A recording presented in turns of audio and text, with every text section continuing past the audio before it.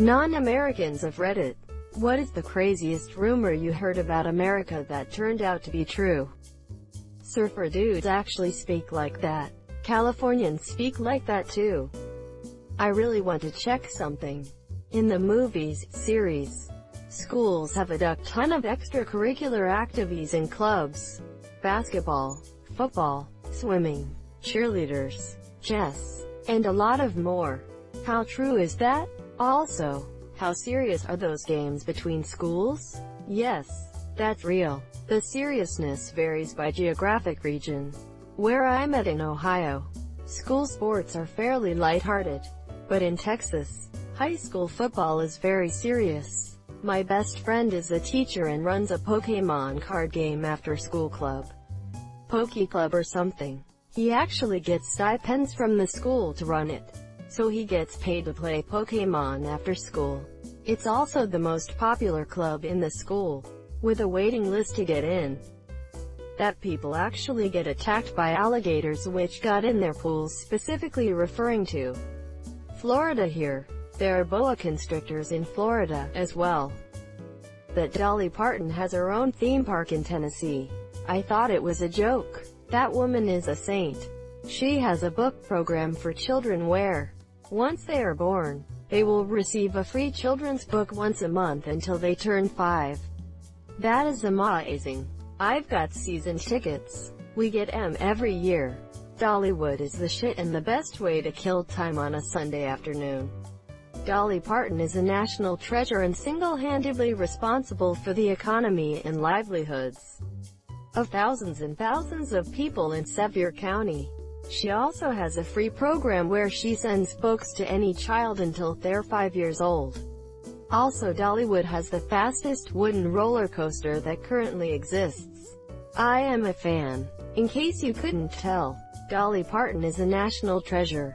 Yep, it's in a town called Pigeon Forge. My family and I visited often when I was younger. We'd also go and stay in the nearby town of Gatlinburg and go mountain climbing or ski when we visited in the winter. It's a lovely place.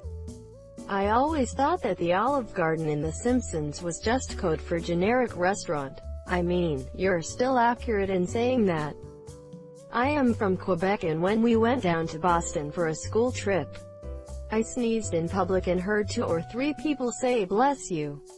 Quite a weird rumor I had heard not 2 months prior to that. I thought it was nice. Wait, you don't say "bless you" when someone sneezes? I mean, it's not like it means anything, so I could understand why. It just seems so strange to not say anything. All the food is bigger. Username checks out. I think it's why it is cool to ask for a box to take your leftovers home with you here. They just serve so much. I studied in Maryland for about half a year back in 2017. I'd always heard that Americans are like super good at pie. I was pretty much all alone during Thanksgiving since everyone else was with their families. One of the Ross I befriended knocked on my door and brought me all different kinds of pie. Dear Lord, I've never tasted anything that delicious. From blueberry to apple to pumpkin.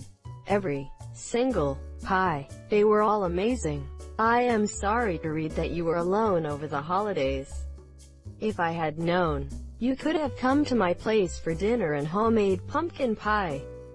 I am still not 100% sure is true, so hopefully can confirm buoy is pronounced buoy. Yup, it's buoy. Hooked on phonics doesn't work with a lot of maritime terms like leeward is pronounced lorden. Bosun is pronounced bosun. I'm from Australia, and all my life I believed red Solo cups were like 555 area codes, a Hollywood prop. When I immigrated to the US, my mill was making dinner and offered me iced tea in a red Solo cup. I lost it, made everyone sign the cup. I've still got it. The Solo cup stories always kill me. We had some German exchange students in high school, and one of them loved how many American things were just like the movies. We rode in the back of a truck to a pizza place for lunch that day and he was loving it. In the afternoon there was a party, get-together at someone's house. The kid was eyeing the stack of Solo cups and coyly asked, "Doc, can I keep one?" We said sure, and the red Solo cup was the cherry on top of his American experience that day. Sports bars were actually exactly how they're portrayed on TV, just much less attractive people. Free refills. Masked people come to your house, knock on your door asking for candy. Mostly it's just packs of kids, but sometimes whole families. This was my friend's Halloween culture shock. Yeah, there's a code. If you turn on your lights by the front door, you have candy. No lights, no candy. My neighbor was from Ukraine, so Halloween was an oddity for him. This year it was his daughter's 4 years old favorite holiday, though, because she got to dress up. He got one of those projector lights to shine on his house. Drink sizes. Holy shit. When my family visited in 2017, we landed in Texas for a stopover. First thing I saw in the shops part of the terminal was a dude who was drinking from what looked like an actual ducking bucket. Here in NCR, large drinks would be considered an American small or maybe medium. Texas is known for basically having double sizes of anything from any other states. We need bigger cups though than most of the world, since over half of the cup is filled with ice. Biscuits and gravy is a legit thing. Also, you can ride motorcycles without helmets in some states. And your iced tea isn't sweetened unless you ask for sweet.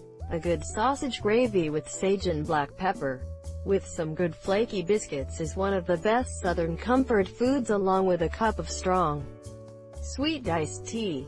The tea thing depends on where you are. If you're in the southern states except Florida, they'll give you sweet tea unless you ask for unsweet. Not exactly crazy, but I wanted to test out the stereotype that Americans will talk to anyone, so I sought out a sports bar on my first visit. Ended up having a ton of really fun conversations with total strangers who I'll never talk to ever again. It was great. American, I will speak to anyone about anything. Damn, strangers don't just banter in your bars. $2 bills. I remember working at a Taco Bell and our new cashier never saw a $2 bill in her life, and this dude tried to use it to buy his taco. And she said, "Sir, this is counterfeit and I will call the police if you don't leave." He starts yelling at her an hour. Manager steps up, takes the bill and gives the man his order, and tells the girl that $2 bills are actual currency. I couldn't stop laughing. American state and national parks are some of the most beautiful places on earth. All parks could use more funding, but American parks are well staffed and maintained. There's real pride. I love our national and state park systems. One of my state parks recently got a herd of bison, which I haven't seen in the wild since my trip to Yellowstone. The week I graduate, I'm going to go to see them and relax in nature. You can thank Theodore Roosevelt for that. Crazy hospitable turned out to be true. Talkative turned out to be true as well. America has libraries that are essentially free to use. This was not even a rumor, but more like sarcastic comment from a friend who heard I was excited to go to the US.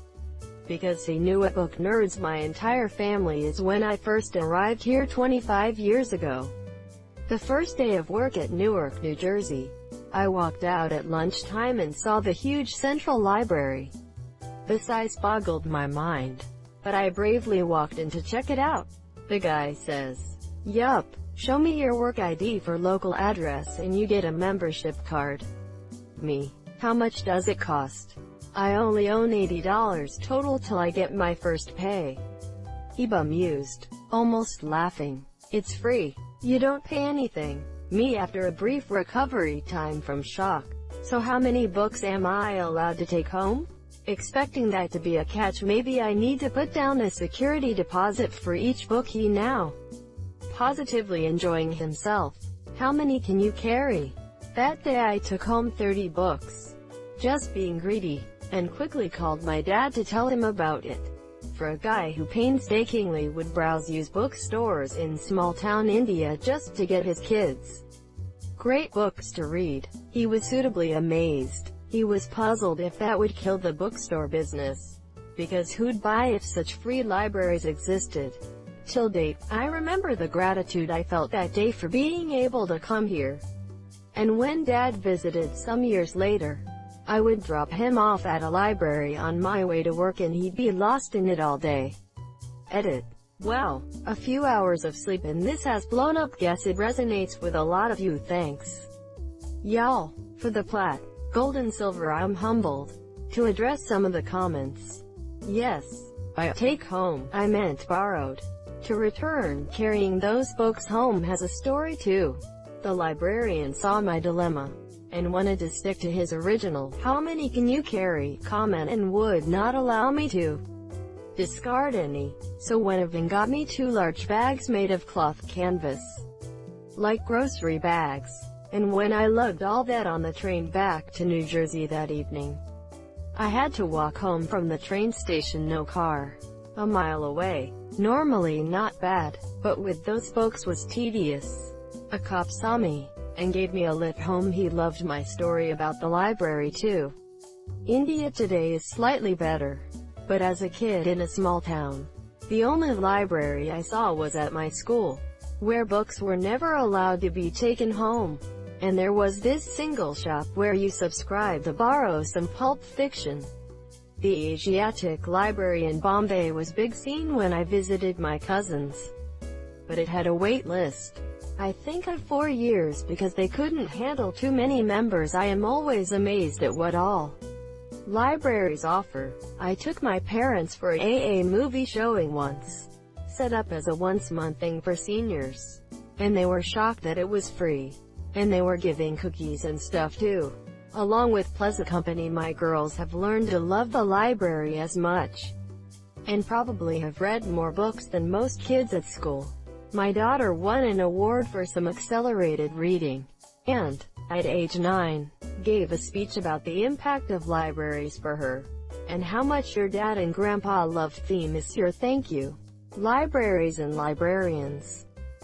Thank you for watching. Comment courage if you have reached this far into the video. Have a good day.